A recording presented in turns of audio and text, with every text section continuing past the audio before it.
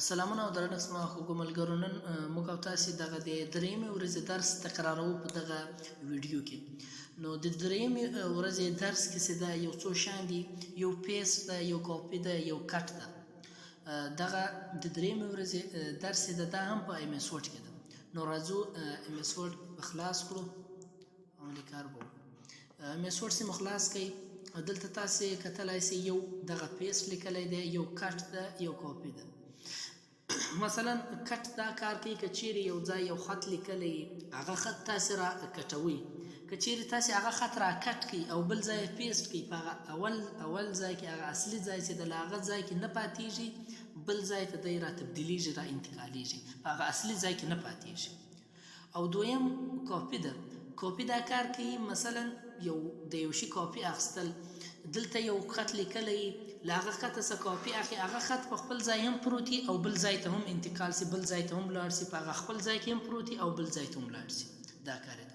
او پیسټ خو دا ده چې مثلا یو شی دی را کټ کوي یا د را کاپي کوي، په کوم ځای یې پیسټوي هلته ته پیسټولی شي. نو راځئ موږ او تاسې به وګورو دغه کټ او پیسټ به عملي کار باندې وکړو. زه راځم دلته یو شی لیکم. مثلا دلته مې یو دا شی ولیکئ، دغه پیراګراف ته یا دا خط ته. مثلا دا مې داسې انتخاب کړئ. خط که چیرې تاسې ټوله کټوئ یا کاپي کوئ، ټوله به انتخابوئ. که چیرې تاسې یو لفظ کټوئ یا کاپي کوئ، یو لفظ به انتخابوئ، یا دوی لیکي یا درې لیکي. مثلا زه دغه درې لیکي کټوم.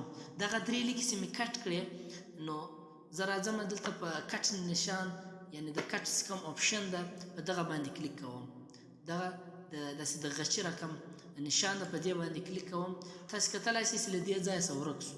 چې له دې ځایه څه ورک شو، زه راځم دلته په یو مخ په دا بله ورقه کې زه پیسټوم. یعنې مثلا یوه دغه ورقه وه، زه رالم دلته دا بلې ورقې ته. دلته چې رالم په پیسټ باندې مې والئ. په پیسټ باندې چې مې کلیک کوئ، تاسې کتلی شئ چې هغه پیراګراف یا هغه درې لیکي دلته رالی پیسټ شولې، هلته نه دي پاتې شوي، له دې ځایه څه ولاړې.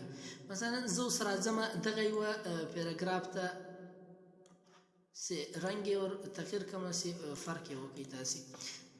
زه راځم دغه یو پیراګراف ته زه کاپي کوم. مثلا د هلته به هم پاتې سي، هغه بلې ورقې ته به هم لاړ سي، دلته به هم پروت وي، هلته به هم پروت وي. زه راځم په کاپي باندې کلیک کوم، دا کاپي سولو، له دې ځای څخه نه ده ورک شوی، د هلته به پروت وي. زه راځم دلته پیسټوم. راځو بیا په پیسټ، دغه د پیسټ کوم اپشن چې ده په دغه باندې کلیک کوو. تاسې کتلی شئ چې دلته دغه درې لیکې چې ولې هغه دلته پیسټ شولې. دلته سور رنګ ما ورکړی و، تاسې کتلی شئ چې دی وایي سیو ټایم ان وینډو وید نیو بټنز.